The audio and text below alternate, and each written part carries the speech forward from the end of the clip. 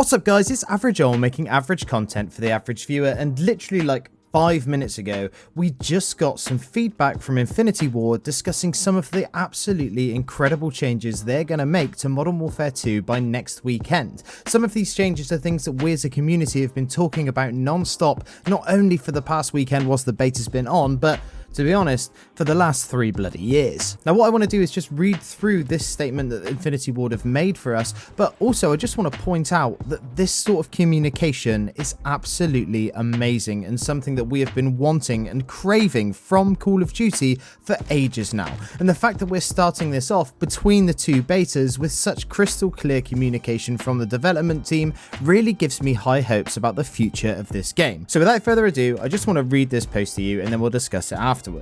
Hello Modern Warfare 2 players, it has been amazing to see so many of you hopping into weekend 1 of our multiplayer beta on Sony platforms, and look forward to many more of you joining us for the weekend 2 across all platforms. There has been some fantastic amount of feedback on Reddit and social media, as well as a ton of stats collected on our side. In addition to the new maps and modes we have lined up for weekend 2, we also have some changes and new things we are trying that we'll be sharing with you this week. Throughout weekend 1 we played the game, watched the game being played, read your feedback and talked to many of you. At a high level leading into weekend 2, we fixed various crashes, addressed a few gameplay exploits, patched some map geo and lighting issues, and updated progression for some gunsmith related bugs. And then they go on to explain some of the feedback that they have got from us as a community and what they aim to do about it. So the first thing is minimap.rules. Currently in the Modern Warfare 2 beta, we only show enemy player dots when a UAV is active.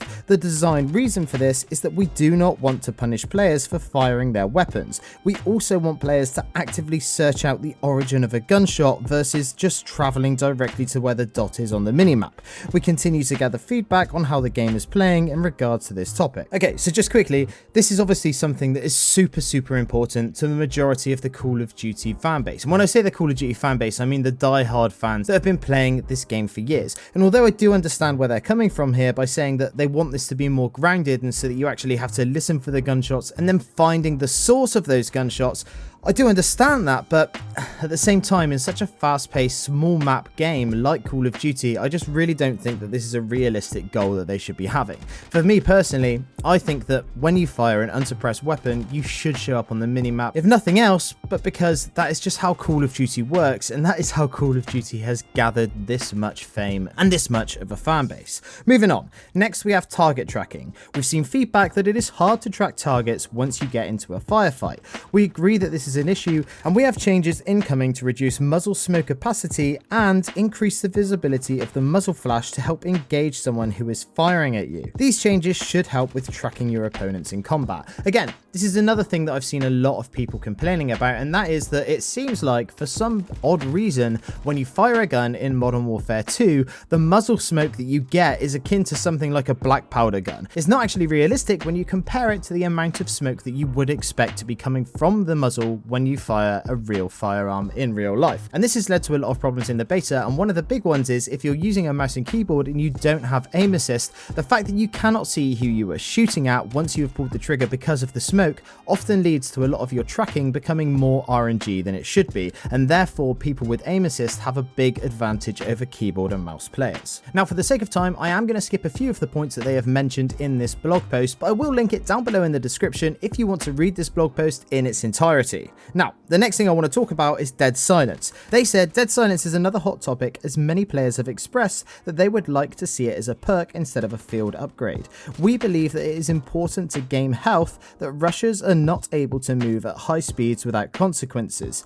Dead silence as a field upgrade creates a balance between freedom of movement and predictability of combat. With this, they also mention footsteps. Footstep audio in week 1 of the multiplayer beta was very high, giving players long distance directional information about enemies. For weekend 2, we have some changes coming in. We are reducing the range of footstep audio for the various player movement states: jog, sprint, and tactical sprint. This will help soften the cost of moving around the map. The second change is that the enemy and friendly footsteps are now distinct. This should help players better understand what's going on as things move around the battlefield. More details to follow. Now, for me personally, What they said about dead silence I don't really agree with. However, I do think that the whole dead silence argument is going to be made a lot less prominent if they fix the footsteps. If not everyone on the whole map is running around like a goddamn elephant and you're not going to be punished for running around as much, then this is such a valuable change for Modern Warfare 2. I honestly think that this is going to make this game so much better, especially when you couple it with the fact that the maps themselves now play a lot quicker. The fact that we're not going to be punished for running and having really loud footsteps anymore can only serve to make the game play faster paced in general. And just finally, they did mention slides. Sentiment around the removal of slide cancelling remains positive. We are aware of the workaround and are contemplating how to handle it for weekend 2 of the beta. Additionally, we have some other slide changes for launch which will make this movement feel a bit more fluid and snappy. Stay tuned to Infinity Ward channels for more details on the changes we will be implementing ahead of weekend 2 of the beta. Now obviously slide cancelling has been a rather hot topic over the past few days once we realised that it has been removed from the beta and indeed from Modern Warfare 2 as a whole.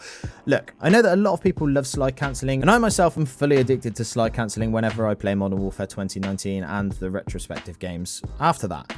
However, we have to remember that slide cancelling was never an actual feature designed to be in Call of Duty and was only ever an exploit or bug, and as such we can only expect them to remove it. I mean, at the end of the day, if they don't want it in their game, they don't want it in their game. All this means is that we'll have to adapt and find other ways to move around the map, and to be honest, when starting a brand new game, I actually see that as a good thing because it makes the whole experience that much more exciting. Anyway, that's about it for this quick video today, guys. I hope you found some of this information useful. Again, if you want to read the whole blog post, then I will link it down in the description below this video. Now, for those of you who have watched my videos for a while, you'll know that I love to see who sticks around until the end. So if you're still here, I'd like you to let me know by answering this question down in the comments. Would you rather only play Call of Duty for the rest of your life or never play Call of Duty again? Anyway, that's it from me today. I'm Mw2. Peace.